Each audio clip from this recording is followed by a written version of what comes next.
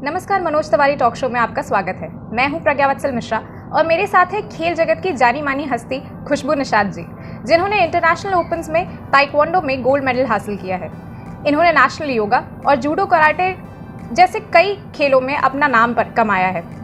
आइए इनसे खेल जगत के बारे में और चर्चा करते हैं। खुशबू निषाद जी, आपका हमारे शो में बहुत बहुत स्वागत है। Thank you. मेरा पहला सवाल आपसे ये है कि मैम, एक महिला होने के नाते आपको खेल जगत में पैर जमाना कितना मुश्किल लगा और किन चुनौतियों का आपको सामना करना पड़ा? चैलेंजेस तो बहुत आए, लेकिन मैंने कभी अपने आप में ही हार नहीं माना। और घर से सबसे बड़ी बात सपोर्ट होना बहुत ज़्यादा ज़रूरी होता है, जो कि मुझे मेरे फादर से हमेशा से सपोर्ट मिला है जी। तो एक लड़की कहीं ना कहीं कमज़ोर पड़ती है सिर्फ अपने घर के वजह से। सबसे पहले तो उनके कहीं ना कहीं उनके फैमिली वाले या समाज के लोग ही दबाना स्टार्ट कर देते हैं कि तुम लड़की हो, बाहर नहीं जाओगी या ऐसा नहीं करोगी, लोग क्या बोलेंगे। क्योंकि हम अगर बाहर निकलते और गेम खेलते तो हमें एक नहीं बहुत सारे चैलेंजेस फेस करने पड़ते हैं। जैसे कि सबसे पहले तो आता है फिजिकल चैलेंजेस। जिस भी गेम में है हमें सबसे पहले फिट होना बहुत ज़रूरी है। तो अगर और उसमें फिटनेस में सबसे पहले हमारा मेंटल जो हमारे स्टेटस है ना, वो हमारे साथ हमारा होना सबसे ज़्यादा ज़रूरी है। अगर हम मेंटली प्रिपेयर है कि हमें ये करना है तो हमें हमारे घर वाले भी खुद नहीं रोक सकते हैं। अगर हम मन से एकदम प्रिपेयर है कि नहीं मुझे ये करना है तो करना है, तो घर वाले भी अगर रोक लेना। जैसे आप एग्जांपल ले, मैरी कॉम का एग्जांपल ले लीजिए। उनके फादर ने भी कभी उनको सपोर्ट नहीं किया था, लेकिन उनका जो दृढ़ संकल्प था कि मुझे ये करना है, वो बिना बताए जाती थी। तो इसी वजह से वो उन्होंने पहले अपने मन में ठाना कि नहीं मुझे ये करना है। तो आज उनको देख लीजिए, और वो नाम करती गई। ऐसा नहीं था कि उन्होंने मन में ठाना तो बीच में छोड़ दिया। उनका जो दृढ़ संकल्प था कि मुझे नहीं आगे बढ़ना है, कुछ भी चैलेंजेस आ जाए, चाहे मैं मरूँ या जीऊँ, मुझे अगर ये करना है तो करना है। तो आज उनका रिजल्ट देखिए हम लोगों के सामने है। उनके फादर भी आज उनको एक्सेप्ट कर लिए इस बात के लिए। तो सबसे पहले घर से लड़ने से पहले हमें अपने मन में ही लड़ना पड़ता है ना कि मुझे ये करना है। तो सबसे पहले विल पावर बहुत बहुत ज़्यादा। जब विल पावर ही नहीं है, हम वहीं पे कमज़ोर, तो हम वहीं पे हार गए। खुशबू निषाद जी, हमने मार्शल आर्ट्स के बारे में बहुत सुना है और खास करके कराटे वगैरह के बारे में ज़्यादा सुना है। तो आप हमें ताइक्वांडो के बारे में थोड़ी जानकारी दीजिए। ताइक्वांडो में हमारा, और हमें ये भी बताइए कि आपकी रुचि इसमें कैसे पैदा हुई? जी, सबसे पहले तो मैं जूडो में आई। सबसे पहले तो ये बताऊंगी, मेरे फादर भी मार्शल आर्ट से बिलोंग करते थे। तो कहीं ना कहीं मैं उन्हें देखती थी, फिजिकली वो बहुत ज़्यादा हमेशा एक्टिव रहते थे। तो मुझे उन्हें देख के मोटिवेशन मिलता था कि मुझे अपने फादर के जैसा ही बनना है। तो वो मुझे बचपन में सिखाया करते थे, ये किक करना या पंचेस वगैरह चलाना, तो वो मुझे हमेशा सिखाते थे। तो मुझे धीरे धीरे इसमें थोड़ा वो इंटरेस्ट आया। बट यहाँ पे आसपास में कहीं था नहीं सीखने को कोई अकेडमी। तो पापा थोड़ा बहुत सिखाते थे और तो उन्हें टाइम नहीं मिलता था। वो पॉलिटिक्स में थोड़ा बिजी होते थे, बिजनेस में अपने बिजी होते थे। तो जब भी उन्हें टाइम मिलता था तो मैं पापा के साथ खेला करती थी। तो उसके बाद फिर यहाँ मैंने स्कूल में एडमिशन लिया, अपना स्कूल चेंज किया बैनर में। तो वहाँ पे जूडो सिखाया जाता था। वो हाथ थ्रोइंग होता है, जैसे रेसलिंग करते हैं पटकने का उसमें होता है, तो वैसे ही जूडो में भी होता है। तो मैंने जूडो ज्वाइन किया। तो वहाँ पे मेरे भाई भी ऑलरेडी पहले से करते थे। तो भैया जाते थे टूर्नामेंट वगैरह में, तो मुझे उन्हें देख के बहुत अच्छा लगता था कि लोग उन्हें बहुत रिस्पेक्ट दे रहे जब वो मेडल वगैरह जीत के आते थे। तो मैंने अपने फादर से रिक्वेस्ट किया, पापा भैया खेल रहे हैं, क्या मैं भी ज्वाइन कर लूँ? तो पापा ने कहा हाँ बिल्कुल करो, अगर तुम्हें मन है तो क्यों नहीं करोगी, अगर तुम चाह रही हो करना। तो फिर मैंने मतलब वहाँ पे खेलना स्टार्ट किया और मुझे और अच्छा लगा, क्योंकि जितने लोग वहाँ पे थे उनके साथ मुझे मतलब लड़कों के साथ सर प्रैक्टिस कराते थे। तो गर्ल्स वहाँ पे थी नहीं, क्योंकि लड़कियाँ मतलब फाइट लाइन में बहुत कम ही आ पाती हैं। उस टाइम की मैं बात बताऊँ, जब मैं 7th में थी।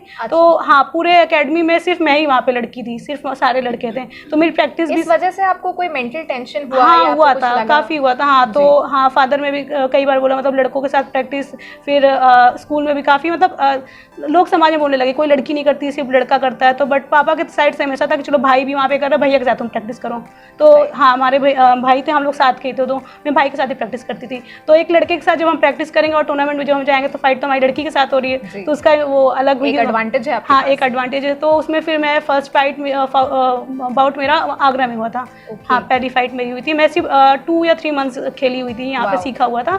और वहाँ पे काफ़ी एक्सपीरियंस वाले लोग थे। तो वहाँ पे मेरी 7 फाइटें हुई थी। तो उसमें से मैंने 7 फाइट निकाली थी। और लास्ट वाले में जो गोल्ड मेडल के लिए था उसमें मैं डिस्क्वालीफाई हो गई थी। तो हाँ, डिस्क्वालीफाई हो गई थी, क्योंकि उसमें ऐसा कुछ रूल थे जूडो में कि हमें पैर को नहीं पकड़ना होता। मैंने पैर पे शायद टच कर दिया था, मुझे ध्यान भी नहीं था उस टाइम पे, क्योंकि 2 मंथ्स हुए थे सीखे हुए। तो उसमें मुझे काफ़ी अच्छा लगा कि मतलब 2 मंथ्स मुझे सीखे हुए, और बाकी वहाँ पे जो एक्सपीरियंस वाले हैं तो उसमें मैंने अच्छा हाँ, तो मुझे एक अंदर से खुद से ही मतलब कॉन्फिडेंस एक मिला कि चलो मैं इतना कर सकती हूँ, तो और मेहनत करूँ तो और आगे तक जा सकती हूँ। तो हाँ, कहीं ना कहीं ये चीज़ मुझे टूटने नहीं दिया अंदर से। मैम, मार्शल आर्ट्स में स्ट्रेंथ ट्रेनिंग की बहुत ज़रूरत होती है, तो आपने खासकर स्ट्रेंथ ट्रेनिंग के लिए शुरुआत में क्या क्या चीज़ें की थी?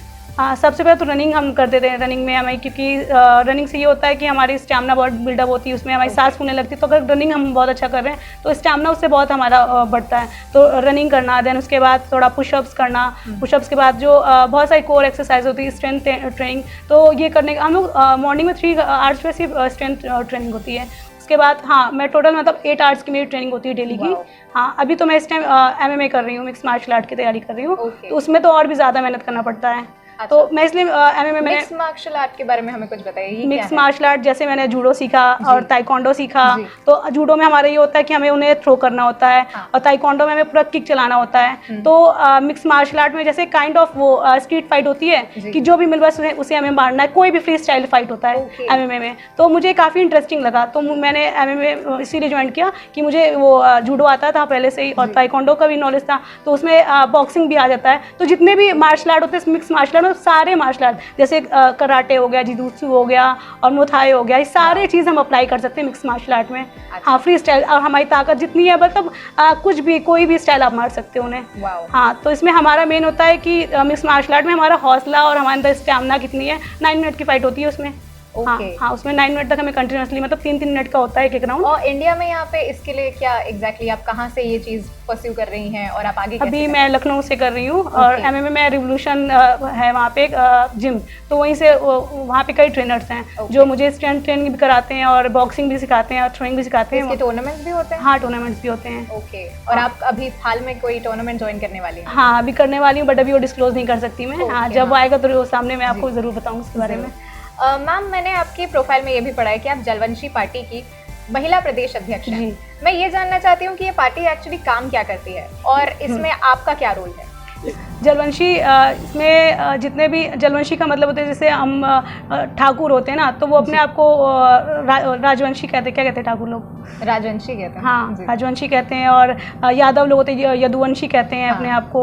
और वैसे ही ये जलवंशी मतलब जो निषाद होते हैं सारे, जो जल से जुड़े होते हैं। अच्छा। तो इसका मतलब जलवंशी जितने निषाद होते हैं उनकी अध्यक्ष हूँ मैं। तो उसमें ये होता है कि जितने भी हमारे समाज में चंदाखोर लोग जैसे हैं, जैसे कि बहुत बड़े बड़े चंदा लेते हैं, हमें ये बनवाना है, ये करना, वो करना है, और वो चंदा इकट्ठा करने के बाद वो कुछ करते नहीं, वो अपना ही घर बनाते हैं। तो बेसिकली इसमें मेन ये इसलिए बनाया गया जलवंशी का, यहाँ पे चंदाखोरों को रोकने के लिए कि वो वैसा ना करे। और कोई भी प्रॉब्लम हो समाज में लड़कियों को या लड़कों को, तो वो इसमें मतलब इसमें जो मेंबर्स उनसे कंप्लेन करके अपनी बात आगे तक कर सकते हैं। क्योंकि जो इनके अध्यक्ष राष्ट्रीय अध्यक्ष हैं वो उनसे जुड़े हुए हैं, ब्रिक्स, मेंबर ऑफ ब्रिक्स, जो 5 कंट्री। हाँ, तो उनकी काफ़ी मतलब वो है पहुँच है। तो इसके थ्रू उनका वो जो भी प्रॉब्लम में होते हैं इजीली काम उनका हो जाता है। हाँ, तो मैंने कई लोग की हेल्प भी की है। मतलब एक रेप केस हुआ था वहाँ पे जलालपुर कस्बा में, लड़की के साथ मतलब वो वॉशरूम के लिए रात को 10 बजे गई हुई थी, तो उनको मतलब 5 लड़के उठा ले गए थे। तो मुझे बताया गया कि ऐसा ऐसा केस हुआ है। तो मैं वहाँ पे फिर जाकर उस लड़की से मिली, खुद ही उनके घर वालों से मिली, फिर मैंने मतलब कंप्लेन वगैरह लिखवाया। तो ऐसी जो भी हमारे पास कंप्लेन आती है तो हम लोग वो उसे शॉर्ट आउट करने की पूरी कोशिश करते हैं। तो आप इस पार्टी में कैसे जुड़ी?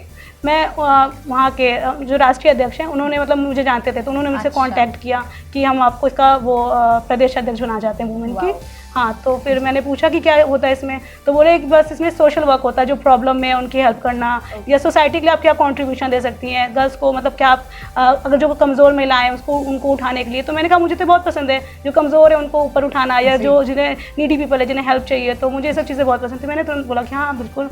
तो ये एक बेसिकली समाज सेवा संघ है। जी। मैं ये भी जानना चाहती हूँ कि आपका परिवार सक्रिय रूप से राजनीति में है, क्या आगे चल के हम भी आपको राजनीति में आते हुए देख सकते हैं? अभी तो मैंने डिसाइड कुछ किया नहीं। अभी तो मेरा मेन फोकस गेम में अच्छे लेवल पे जाना है, जैसे एशिया लेवल पे या तो वर्ल्ड चैंपियनशिप, ओलंपिक में इसी में अभी लगी हुई। फिलहाल तो उसी भी स्पोर्ट्स पे देख रही हूँ। ओके, यहाँ मैं लेना चाहूँगी एक छोटा सा ब्रेक।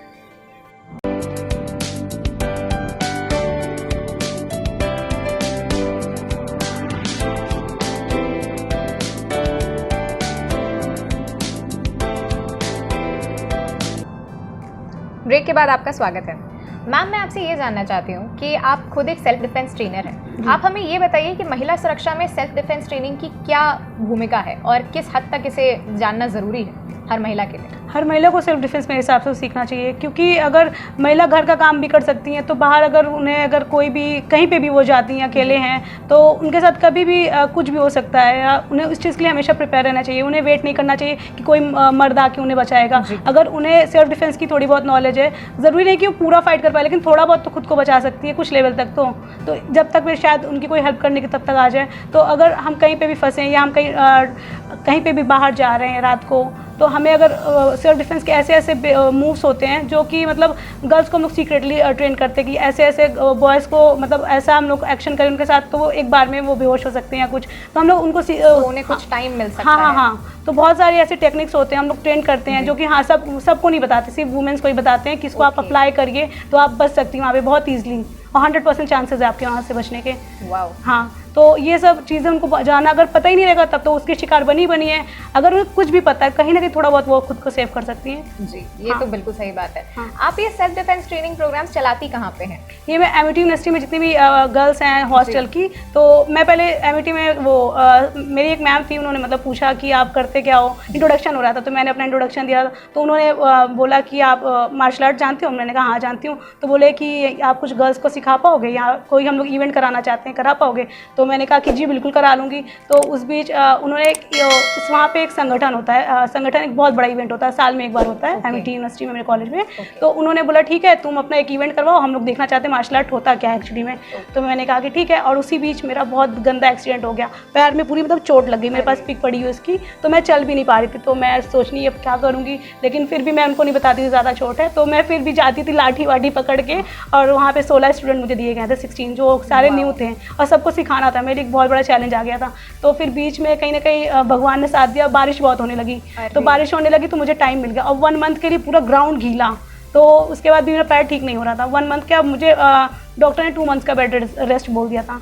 तो उसके बाद भी पैर में पूरी चोट लगी, तो मैं सिखाने जाती, धीरे धीरे ट्रेन करती थी, पूरे टाइम वहीं बैठी रहती। डॉक्टर ने बोला बेड से उठना मत, तो हॉस्टल में ही रहना। तो मैं जाती थी वहाँ पे, सबको सिखाती थी। उसके बाद फिर मैं स्पोर्ट्स कैप्टन भी थी उसी टाइम अपने डिपार्टमेंट की, तो मुझे वो जिम्मेदारी भी निभानी होती थी। तो मैं वहाँ पे जितने भी मीटिंग्स होती थी, एक भी मीटिंग्स मैंने कभी छोड़ा नहीं था, सारी मीटिंग्स में पैर चलते चलते जैसे भी जाती थी लंगड़ाते हुए वहाँ तक पहुँचती थी। फिर उसके बाद सारे बच्चों को भी ट्रेन किया, तो वो सारे बच्चे मतलब वो बहुत अच्छे भी थे, जो मैं सिखाती थी तुरंत सीखते भी थे, क्विक लर्नर भी थे। तो वो कहीं ना कहीं मतलब मेरा कोऑपरेटिव थे काफ़ी, तो मेरा साथ दिया उन्होंने। उसके बाद फिर आगे बारिश इतनी ज़्यादा बढ़ती गई, टाइम मुझे मिलता गया, तो उसमें थोड़ा रिकवर का टाइम मिल गया मुझे। उसके बाद फिर हाँ, मैम ने बोला कि मैं भी देखना चाहती हूँ कि तुम भी साथ में परफॉर्म करो। मैं करने लग बिल्कुल नहीं थी, फिर भी टूटे हुए पैर पे मैंने भी नानचाक्स वगैरह चलाए और सिखाए। फिर पूरे एमिटी में मुझे सबके सामने मतलब अवार्ड भी दिए गए, 16 गोल्ड मेडल भी मुझे पूरे एमिटी में मिले वहाँ पे। तो उसके बाद फिर काफ़ी वहाँ पे मतलब मैम लोग खुश हो गई, तो बोली बेटा अब आपसे आप यहाँ पे सिखाओगे सबको। तो हाँ, खुशबू जी, मैंने जहाँ तक पढ़ा है ताइक्वांडो में कुछ स्पेशलिटीज़ होती हैं हर एक इंसान की, जैसे कि आपने अभी बोला ननचक्स, तो मैंने ननचक्स के बारे में पढ़ा है, स्पैरिंग के बारे में पढ़ा है, तो इसमें आपकी विशेष योग्यता क्या है? और उसके बारे में भी हमारे दर्शकों को ताइक्वांडो में नानचक्स तो एक मार्शल आर्ट का पार्ट हो गया, वो वेपन ट्रेनिंग होता है। और ताइक्वांडो जो होता है वो हमारा वो फाइट होता है, स्पायरिंग जिसमें बोलते हैं, 2 फाइटर्स होते हैं जिसमें हमें किक चलानी होती है। हमें सिर्फ मेन हमारा काम होता है किक का उसमें ज़्यादातर। तो उसमें ऐसे डेडली किक्स होते हैं कि एक बार में हम किसी को भी बहुत ज़ोर से मारे तो इंसान मर भी जाता है उसमें। हाँ, तो ऐसे उसमें वो होते हैं। तो आपका फोटे क्या है, मतलब आपने किस चीज़ में एक विशेषज्ञता हासिल की है? मेन हमारा होता है स्टैमिना। अगर हम थक जाएंगे तो नहीं कर पाएंगे। मेन फोकस हमें करना चाहिए कि हमें हमारे जो सामने प्लेयर उसको हमें थकाना है रिंग में, और जब उसकी एनर्जी कम हो जाए तभी हमें उसको मौका उठा के उसको मेन मारना होता है। तो मेन हम उसको थका के स्पायरिंग, इसी को कहते हैं, फाइट को ही कहते हैं स्पायरिंग करना। हाँ। मैंने पढ़ा है कि वहाँ पे आपके पास बेल्ट्स वगैरह भी होते हैं, तो आपने ब्लैक बेल्ट वगैरह लिया? ब्लैक बेल्ट है मेरे पास, और उसमें लेवल्स वगैरह भी होते हैं शायद? हाँ। तो आप कौन से लेवल पे हैं? मैं भी ब्लैक बेल्ट डैन 1 पे ही हूँ। हाँ, अभी मुझे टाइम नहीं मिल पाया, लॉकडाउन चलने लगा था, उसके बाद सब स्टॉप हो गया था। उसके बाद फिर MMA की तैयारी करने लगी थी, मिक्स मार्शल आर्ट की। तो आप अभी आगे इसमें और भी कंटिन्यू करेंगी? हाँ, अभी तो फिलहाल मैं MMA की तैयारी कर रही हूँ। जी।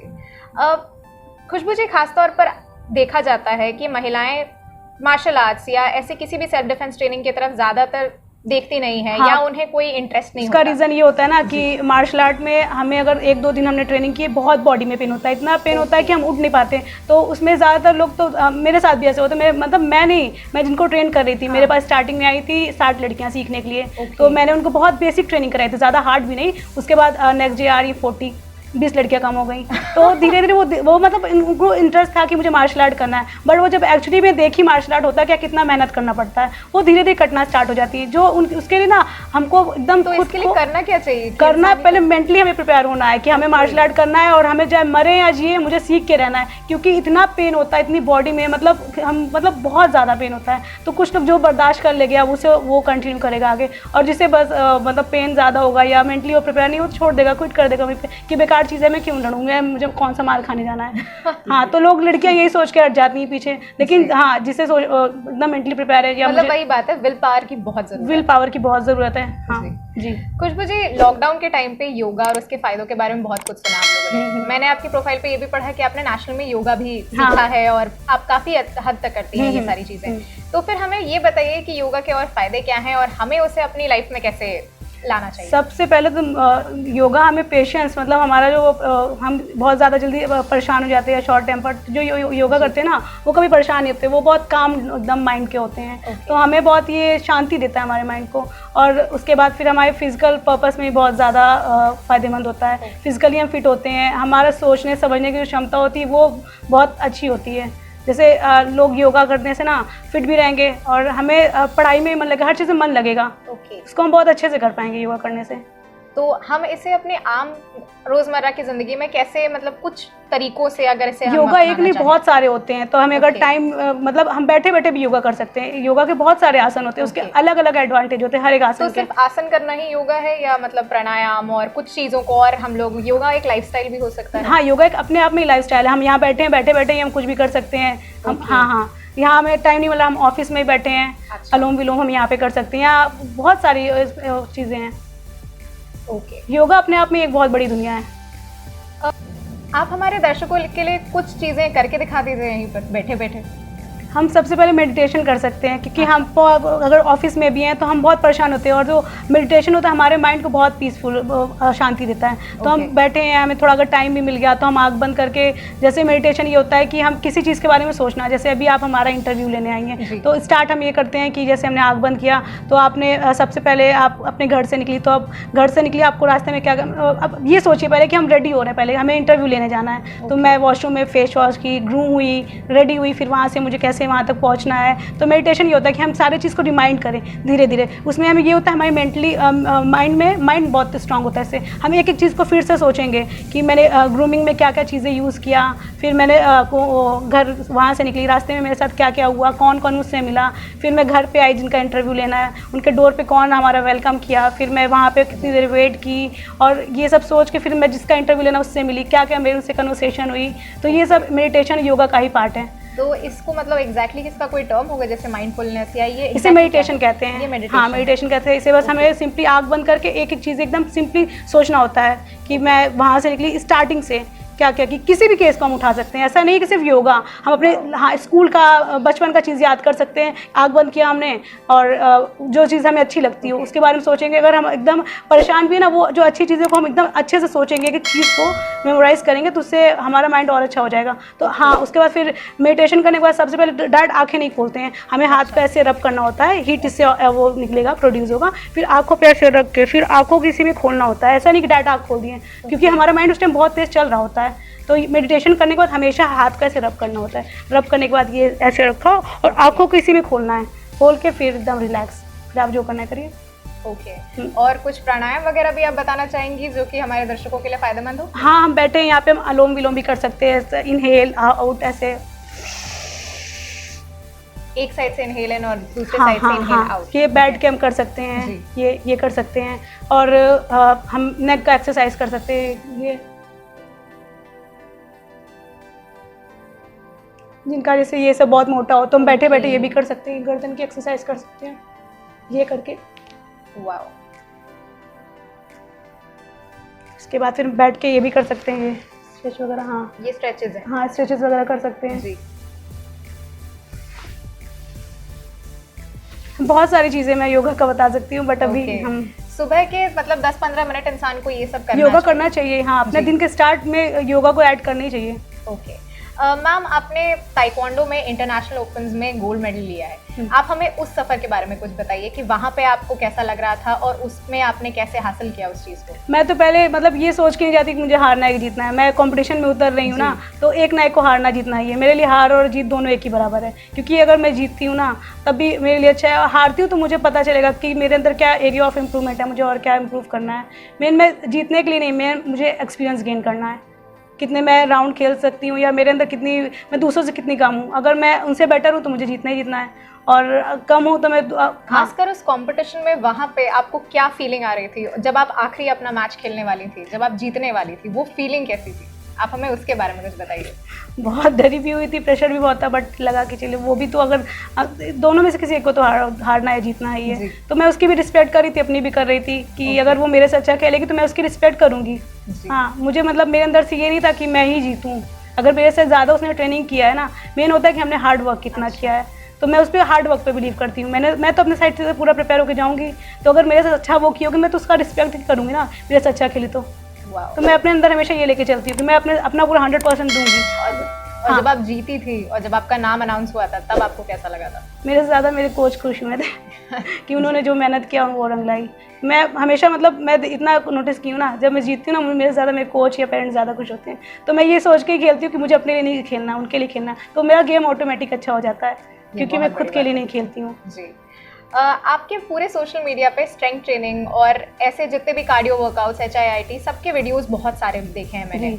आप मुझे ये बताइए कि अगर इंसान को जिमिंग और योगा में किसी को प्रेफरेंस देना हो तो वो कैसे इस प्रेफरेंस को चुने, और मतलब उसे कैसे पता चले उसके लिए सही क्या है?